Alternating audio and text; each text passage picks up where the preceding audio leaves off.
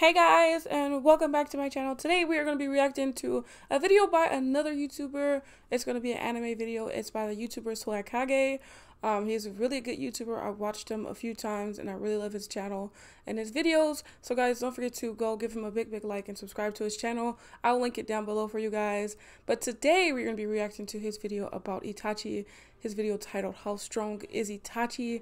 Let me give you guys a little bit of background. Itachi is my absolute favorite character in anime, one of my favorite characters in anything that I've ever watched in my entire life. Mostly because he's such a good person in his whole story, what he did for Sasuke and stuff like that. He's also very cool and very strong. Honestly, though, I wouldn't say I'm exactly sure on how strong he is. So this is going to be a great video for me to watch because right now I'm planning on watching Naruto over in my own free time, and I'm going to be uploading all of the good fights from Naruto, or some of them from Naruto, onto the channel. So of course, if you want to see any fights or moments from Naruto as a whole, like Naruto and Naruto Shippuden, let me know. And don't forget to subscribe down below so that you don't miss any of that content. It's going to be really fun, so don't forget to subscribe and like the video, of course. And like I said, go show Swagkage some love. He's awesome. But anyways, without further ado, let's get straight into How Strong is Itachi by Swagkage. Let's dive in.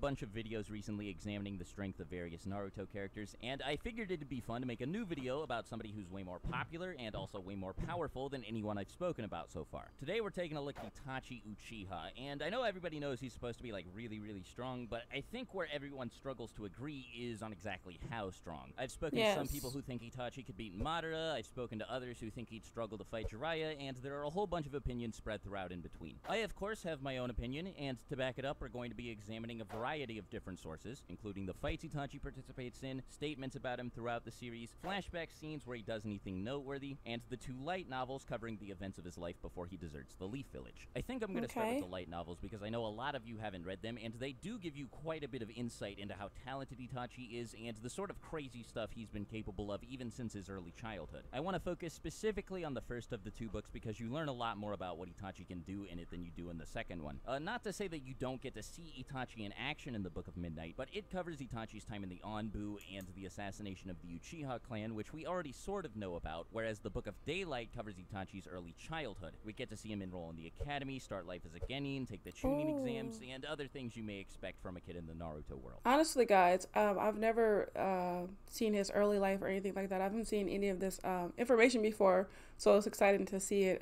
He's gonna go over it right now. Haven't read the light novels yet. Prepare to have your fucking socks knocked off because Itachi's no joke, even as a little kid. One example of some of the ridiculous things that he has done can be seen on page 28 when the Nine Tails is attacking Konoha. Itachi is with his mother Mikoto and his younger brother Sasuke, who was an infant at the time. Everybody's just sitting around all scared, not sure what to do because they're worried the Nine Tails is gonna eat everyone, when all of a sudden a big chunk of debris falls out of the sky and threatens to crush Mikoto and Sasuke. Without a moment's hesitation, Itachi jumps into the air and breaks the debris apart with his bare fist. The way the book describes it, it sounds like he's amping his strength with chakra control, the same way that Sakura and Tsunade do. Obviously not to the same extent, but still, the fact that he's able to do this at all at 5 years old, before even enrolling in the Ninja Academy, is crazy. I find this particularly interesting because we don't really see a lot of people, especially not genin, double especially not academy students, and triple especially people who haven't even enrolled in the academy yet, make use of the ability to use chakra to reinforce their strikes. Two of the only people we ever really see do it at all are Sakura and Tsunade, and you can argue that towards the end of the series, everyone is using chakra to make their attacks more powerful. But as it's described in the book, Itachi is doing specifically what Sakura and Tsunade do, and that's explained to require really precise chakra control. Now, I don't want to give him more credit than he deserves, so that might not be exactly what he's doing, and even if it is, it might not be nearly as impressive as I think it is, but I did want to mention it just because of how much it's...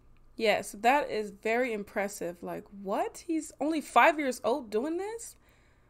I mean, that is just crazy. Happened in front of her. In the exact words of the book, unable to conceal her surprise, his mother stared at Itachi with saucer-like eyes. His mother was a jonin, which was precisely why she was amazed at his instantaneous action. I think the implication here is supposed to be that she's stunned by the fact that even though she was a jonin, she wasn't able to do anything, whereas her 5-year-old son, who completely lacked ninja training, was able to deal with the situation without trouble at all. Now, to be fair, she had her back turned to the debris when it started falling towards her, but I think that's a much less severe handicap than being 5 years old and lacking ninja training. Moving Yes. on page 38, we learn that a 6-year-old Itachi, on his first day at the academy, blows everybody away with his performance in a training exercise held as a part of class that day. So the exercise has the students run around the schoolyard and see how quickly they can throw kunai at the 20 targets scattered throughout it. It takes most of the students about 5 minutes to do this, but Itachi pulls it off in 30 seconds. What makes that even better is Itachi got really mad at himself after completing the course because he thought he could have done way better. Like, as soon as the person scheduled to go after him begins the course, he takes another look at it and he goes, ah man, I could have shaved 5 seconds off of my time, I suck. And when he already clearly outperformed everybody else, the fact that he expected himself to do better is ridiculous. So I would be staring at this dude if I went to school with him. I'd be like, who the hell is this guy?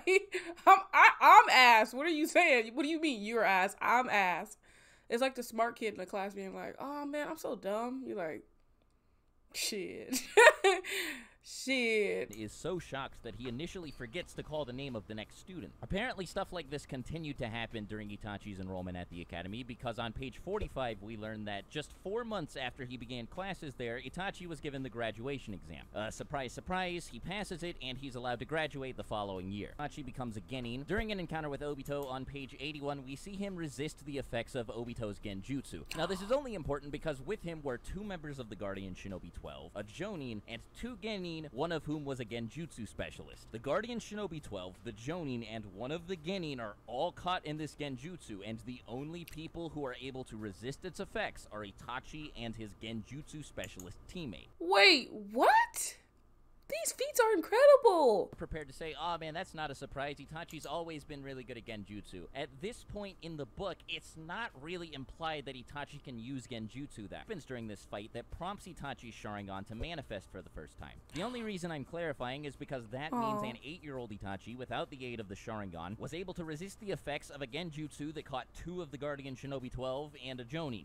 No matter how you slice it, I think that sounds pretty impressive, but maybe that's just me. Now, the next thing I'm going to talk about is, without question, I didn't even know the that's most how he ridiculous unlocked thing his that he Sharingan. accomplishes in the entire book. So the book informs us that Itachi continues to do really, really well in missions and is basically backpacking his team. But despite that, his Jonin just keeps refusing to recommend him for the tuning exams. The reason appears to be that he's confident in Itachi's abilities, but not in the abilities of his 2 teammates. So to circumvent this, Danzo, yes, as in the leader of Root and the Foundation Danzo, personally requests that the then 9-year-old Itachi be allowed to take the tuning exams by himself. Itachi's father, Fugaku, agrees with the suggestion, so Itachi goes on to ace the written exam. He actually gets the 2nd highest score of all time, next only to Minato's, before setting a record for the time taken to get to the tower in the center of the Forest of Death with both a Heaven and Earth scroll in his possession. Now, the interesting thing about this, of course, is that the previous record had been set by a team of 3 people, and all of Itachi's enemies in the Forest of Death were working as part of 3-man teams. Yet Itachi Is he entered by the tuning himself? exams by himself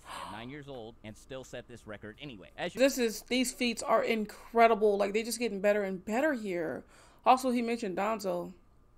I don't like that bastard. had to fight a team of 3 people, beat them, and take their scroll, which is exactly what he did. On his way to the tower, he gets jumped by a team of 3 Mist Ninja and deals with them absolutely no problem. Then, after clearing the Forest of Death, Itachi performs so well in the first round of the Chunin exam tournament that he's allowed to skip the rest of the bracket and is immediately promoted to Chunin. It goes without saying that this is really dumb. Like, it sounds like I'm fucking making it up, but I promise you this is actually what happens in the book. Itachi's just ridiculous, and what makes this even better is the book says that only 5 months after his promotion to Chunin, due to his incredible performance during his time as a Chunin, he was then promoted again to a member of the Anbu Black Ops. Some other notable things that Itachi debut in Part 1 include being handpicked for the extermination of the Uchiha clan, overpowering Orochimaru when the latter tries to steal his body, and basically toying with Deidara while recruiting him to join the Akatsuki. He does all of this during his early to mid-teens at the latest, since when he leaves the Leaf Village to join the Akatsuki, he's only 13 years old. Another thing worth mentioning is that both Orochimaru and Wait, he was 13 years old at the time of the Uchiha massacre? Why did I think he was like 16 or something? I guess I just really didn't know. I just assumed he was like 16. Or stated to be Kage level at some point. Orochimaru was a candidate to become the 4th Hokage and later went on to kill the 3rd Hokage, and Deidara successfully defeated and captured the 5th Kazekage Gaara. Of course, Deidara was probably way stronger when he fought Gaara than when he fought Itachi, but Orochimaru had been nominated to become Hokage long before he lost to Itachi. Now, I think that covers all of his off-screen background, so let's move on to the stuff that we actually get to see him do. The first major fight that he participates in is against a team of Kakashi Kakashi, Kurenai, and Asuma, and it gives us a surface-level glimpse into his arsenal and the skill that he possesses in various areas of combat. We learn that he's at least a little proficient with genjutsu, the effects of the one that Kurenai tries to cast on him, and that he subsequently turns... Okay, guys, this scene was the funniest scene, one of the funniest scenes I've ever seen. Honestly, she just pulled up on the wrong dude. I was like, this is the wrong dude to be trying to use genjutsu on. That was so embarrassing. Her in a genjutsu instead. We also get to see him use a couple different ninjutsu, including a water-style jutsu that never receives a name, and a variant of the shadow clone jutsu where the clone created by the user detonates on command. The most iconic scene from the fight, of course, is the debut of Tsukuyomi, a genjutsu so powerful that despite the fact that it was first shown near the beginning of the series, it's still considered one of the strongest genjutsu ever after the series' conclusion. Now, all that said, the fight's pretty short, and it's hard to infer from it what Itachi's full power is, but considering his opponents, his performance, and the apparent lack of effort on his part make it very clear that he's far beyond Jonin level. Yeah. Itachi's next fight isn't really important at all. It's just him beating the shit out of Sasuke, but we do get our first glimpse at Amaterasu here. Unfortunately, we don't learn anything about how it works, but we can see that it's enough to impress Jiraiya and that it eats through the insides of the toad that he summons. Something that gets brought up frequently is that Jiraiya allegedly forced both Itachi and Kisame to retreat here, but after taking one look at this manga page, it becomes clear that they didn't really have to go anywhere. Kisame is pretty confused as to why Itachi chose to leave, and furthermore, it's very likely that he just didn't want to engage Jiraiya because he was working undercover for the Leaf Village. For both Itachi and Kisame to handle is a bit ridiculous too, especially considering some of the stuff we see them do later in Shippuden. Speaking of Shippuden, after this fight, we don't get to see Itachi in action until its first arc. To hold Team Kakashi at bay while the Akatsuki seals Shukaku inside of the Ghetto statue, Itachi challenges the members of Team 7 with a clone containing 30% of his chakra. Even though the clone is obviously substantially weaker than Itachi, it takes the combined forces of Naruto and Kakashi to land a clean hit on it. More importantly though, during this fight we learn that Itachi can trap people in genjutsu simply with a point of his finger. He doesn't even need to establish eye contact. The last fight Itachi partakes in before his death is against Sasuke, and this is one of the most popular fights in the series. I'm pretty sure many of you have seen it a bunch of times, so I don't think I need to spend too much time going over it. But what's noteworthy about this fight is, as many of you know, Itachi was basically blind and was also near death due to his sickness, and according to Obito, he still could have easily killed Sasuke had he been trying his hardest. This is the same Sasuke who defeated Deidara without much trouble, at least not much trouble if we're not counting his suicide bomb at the end. So considering the gigantic strength disparity between Itachi and Deidara at Kage level, and paints him as one of the strongest members of the Akatsuki. During this fight, we also get to see him use the Susanoo for the first time, and we learn that his Susanoo possesses the Yata mirror, which can reflect all forms of physical attacks, and the Totsuka blade, which can indefinitely seal anything it pierces. Now, when Itachi is revived by Kabuto during the 4th Shinobi World War, that's when we actually get to see him put in some effort. It's brief because it only happens during the fight against Naruto and Bee, and then subsequently during the fight against Nagato, but it's still really cool that we get to see him cut loose for once. He doesn't do too much in this fight, or these fights. I'm not really sure if this counts as 1 or 2 since he changes teams. But anyway, what he does do is pretty major. At the beginning of the fight, he swaps hands with QB Cloak Naruto, which is a really big deal because right before this fight, we find out that this Naruto is faster than the Raikage. Of course, it's possible that Naruto wasn't moving at full speed when this happened. In fact, it's very likely. But keeping up at all with someone who was at that point one of the fastest characters in the series is definitely worthy of praise. Later in the fight, when he switches sides and helps Naruto and Bee fight against Nagato, he basically carries both of them. The two are seconds away from death when Itachi swoops in and saves them with his Susanoo, and he's the one who ends up dealing the finishing blow to Nagato by sealing him with the Totsuka blade. Itachi's last fight is against Kabuto with Sasuke at his side, but it's difficult to gauge his strength from this because both he and Kabuto were holding back. Kabuto had to hold back because he didn't want to kill Sasuke, and Itachi had to hold back because he couldn't afford to kill or seal Kabuto, as that would leave no one to release the Edo Tensei. To be fair, of course, there's not much that Itachi could have done to beat Kabuto, but a single poke from the Totsuka blade would have gotten him the win, and whether or not he actually could have touched Kabuto with the Totsuka blade is arguable, but like I said, given the circumstances, it's difficult to tell. Still, even though both he and Kabuto were holding back, he managed to catch Kabuto with Izanami. This fight was really good. Him versus Kabuto, him and Sasuke versus Kabuto.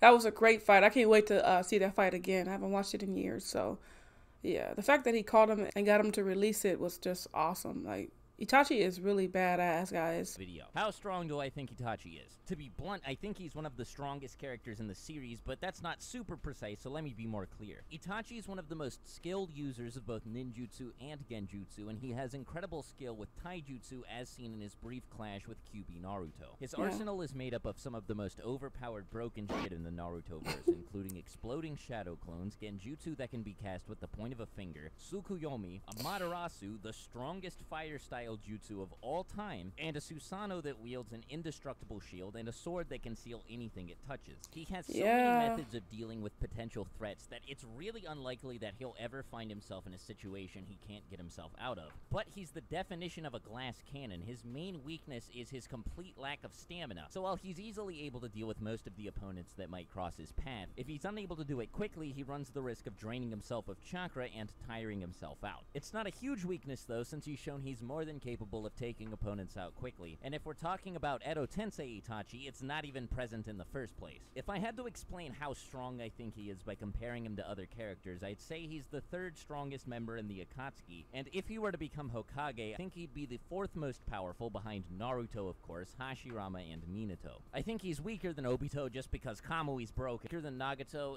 and I mean, you could maybe argue that he might be able to beat the Six Paths of Pain in his prime. In my personal opinion, I think that the Six Paths would overwhelm him because someone with low stamina like Itachi just isn't built to take someone like that on. But that's a can of worms I don't really feel like opening. I don't feel like going super into detail about the topic, but I did want to put my position out there. I definitely don't think he's anywhere close to as strong as Madara. He has an insane amount of versatility, and the Totsuka Blade Yata Mirror combination is very powerful, but Madara is a completely different beast, and maybe I'll make a video covering him at some point in the future. I was just about to say that. If you guys want me to make this into a more recurring series where I discuss the strength of other characters, let me know in the comments, because I had a lot of fun making this video as well as the others. Make sure you also let me know who else you want to see a video on, and if I see enough support for any given character, I'll definitely make sure to cover them. Anyway, thanks as always for watching the video all the way to the end. If you're new here, consider subscribing to get updates when I post new videos. Make sure you have a great rest of the day, and until my next video, I'll talk to you later. Swagkage out. Bye. I'm already subscribed, but I'm about to give this video a like for sure because it was awesome. The most important thing that I took from this video is that Itachi Uchiha is so stacked. He has so many like OP moves that it's just ridiculous. His freaking Susanoo is awesome. It has like a freaking, I think it's called the Totsuka Blade, where he could just seal up anybody. He's just incredible. Like, even as a kid, he was incredible. Before this, I didn't really know much about Itachi as a kid. I did know that he was in the Anbu just because I think I saw that somewhere in Shippuden, as well as I googled pictures of Itachi because he's actually on my screensaver of my phone because he's my favorite character, and it's an Anbu picture, so I already knew he was in the Anbu. So that I already knew, but a lot of the childhood stuff I did not know, so I was interested to see him talk about that and go over how strong he is. I do agree with him that he's like the third member in the Akatsuki. I do think he couldn't beat Pain or Obito because those two are just OP as hell. I think he would come after both of those two. But yeah, I mean, of course, it's all up to opinion. I mean, he gave his point. He gave his evidence. I would say I do really agree with Swag on this one. He did a great job in this video. I hope you guys did enjoy, though, my reaction to his video. Don't forget to go give him love. I'll link him down below, like I said. Don't forget to go give him some love, like the video, and subscribe if you think his content is great. And anyways, I will see you guys all next time. Don't forget to like my video as well. Don't forget to subscribe if you want to see more content like this. Drop it down in the comments if you want to see me react to some more videos by Swagkage. I'll definitely get them out. I plan on doing them anyway, but if you have any ones in specific, then let me know down below. But anyways, guys, take care and be safe, and I will see you guys all next time. Bye!